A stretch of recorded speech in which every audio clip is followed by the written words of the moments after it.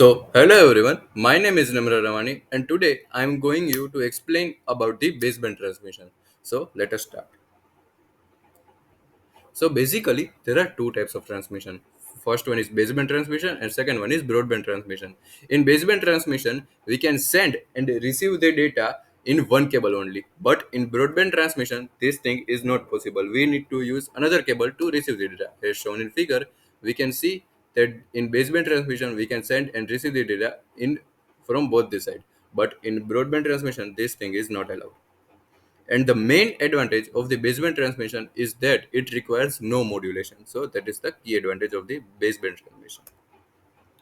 So let us discuss some more about the baseband transmission.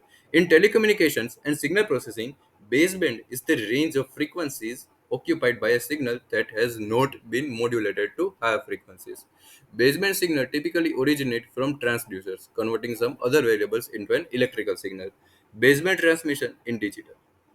Baseband transmission system transfers digital signal in the form of a train of pulses. Signals transfers in baseband systems are not allowed from their original frequency bands, as so sinusoidal carrier modulation is used. Baseband transmission in analog. For example, the output of a microphone is a baseband signal that is an analog of the applied voice audio. Now, let us understand some more about the baseband signal. All sources of information generates baseband signal. Example, audio, video, image. So in right hand side, it is the image of a baseband signal in a frequency domain. As I have discussed earlier, the main advantage of a baseband signal is that signals are transmitted without modulation. So we need not to do modulation in this, but in broadband transmission, we need to perform the modulation. So this is the key advantage of the baseband transmission. The baseband signal is an unmodulated signal or demodulated signal. So let us understand baseband transmission step by step. So step 1, the most straightforward form of digital modulation is to use a positive voltage which represents 1 and negative voltage which represents 0. So basically this statement means that we are passing a digital signal by giving high voltage and low voltage. Low voltage it represented as 0 and high voltage is represented as 1. In step 2, for an optical signal, the presence of light may represent 1 and absence of light represents 0. This scheme is called NRZ. Now, in our mind, question arises, what is NRZ? So, in right hand side, we have shown a figure of an NRZ line coding.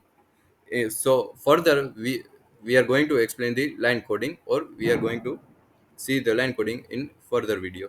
So, step 3. Once sent, the energy signal propagates down the wire.